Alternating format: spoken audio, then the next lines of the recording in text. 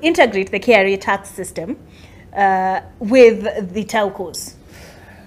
One, I mean, and this may sound a bit controversial, I think one is that telcos and mobile money, use of our phones is no longer just a communication system. Mm-hmm. It's also taken a financial system. But a lot of the transactions that are done in that space, not all are business oriented. And even within the banking system, it's not every expenditure that you incur. That is, basically you have to provide a reason for tax. Because one, for every transaction that you incur, there's already taxation. There's excise duty, you know, that is paid on the fees, you know, that we for every transaction that we take. And therefore, I find that it's, in one way or another, it's inevitable that you will have to integrate, because now it's no longer just a communication system. It's actually a financial system. Having said that,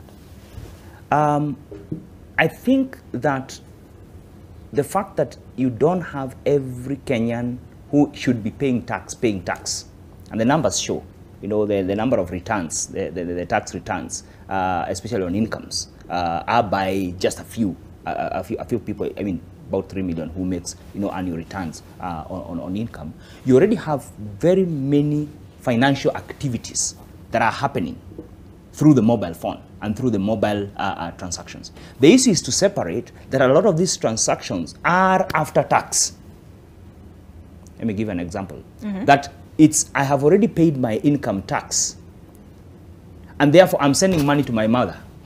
I'm sending money, you know, for paying for you know, even for rent and for all these kind of things. That's already, I have already paid tax, and therefore the focus should be ensuring that we are sorting and fixing the income tax payment for people who are earning, you know, who are getting an income. Mm-hmm. And this was going definitely, and then you are going towards a process of formalizing what we call the informal sector, you know, because honestly, there are still many Kenyans who don't pay their fair share of tax. What I have a problem with is a system where basically puts the vulnerable even into more vulnerability. Mm-hmm.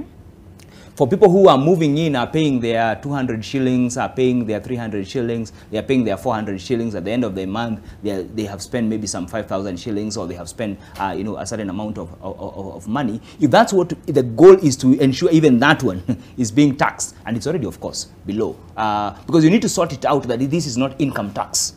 This is just operational expenditure, as it were, at household level. For me, the issue how you separate the two, I think, for me, is a critical thing. In the discussion, and therefore there's a lot of sorting out of what is income in my transactions or business and what is just operational expenditure on a day-to-day basis, as it were. Because even in the banking system, you get charged for your excise duty for your transactions, but not having for every expenditure a tax is collected, because you have already paid your income tax upfront. I hope that does make sense. Yeah, income tax is deducted upfront. Then every other expenditure you're incurring, already there's a taxation of VAT for if you're you're purchasing a good or you're paying for a good. For me, I think the focus should be ensuring that we are able to pay our income tax at the point of earning the income, and not on the operational expenditure, which is considered an income. Okay. Yeah. All right, Mheshimiwa, could they be targeting maybe just till numbers and pay bill?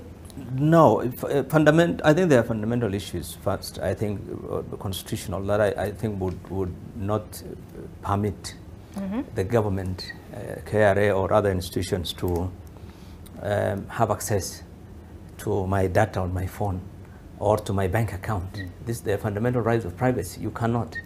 And so I don't see that proposal fly, really. I would imagine the courts would stop that, because it's infringement on the rights of our telephones contain a lot of private data. Our bank accounts are similar. You cannot access data, you know, relating to an individual without any court approval. I think that would be allowing government to snoop on your phones tomorrow for any other reason. So that I don't think is the way to go, and I don't think it would be reasonable. But you know, the second thing, again, why I think it would be misplaced is that KRA is supposed to tax on income. If you allow people KRA to access your financial payments in M-Pesa, the risk is that it will be abused by KRA. Correct. In the same way they have abused access to bank accounts already. When you see that case of the deputy president, the 12 billion that he was charged with, they went and collected bank statements from the banks and said, transactions that have gone through this account in so many years amounts to 12 billion. So you have earned 12 billion, we want tax. You see, when you look at your bank statements, there's money that comes in and goes out. You spend money, you receive money, you spend money, you receive money, comes in and out. But everything that comes in into your account is not income and is not taxable. So you allow KRA to start looking at transactions on bank statements or on M-Pesa. There's a risk that they're going to abuse it and simply say that all the transactions that you have received on your M-Pesa, even from your brother to assist you on school fees, is income and I'll tax you on it. So we can't go that route. I think that already the government, this particular government, should be the one that should be worried about that legislation. They have said it loud and clear for the last 5 years in the campaigns. And even now they're saying it, that they have been victims of DCI and KRA and anti-corruption because those institutions have been weaponized in fact, they use that very word in the BPS. Now, that is what they want to do to ordinary Kenyans, using KRA as a weapon to, to infringe on our rights. Go to my M-Pesa and look for money. Go to my bank accounts, forcefully without my permission and get access to my bank statements and start asking me pay money on transactions which, the problem is under the law, KRA, once they produce figures showing that your bank statements, we have found that you have received 1 billion. Now the onus is on you as a taxpayer to prove that this 1 billion is not income.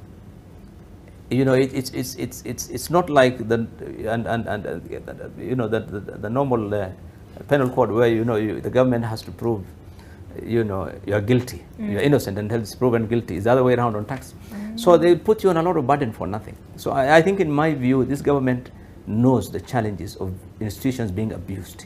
They should not allow any kind of law that would give institutions the power to abuse those rights and subject Kenyans to suffering the same way that they have complained about.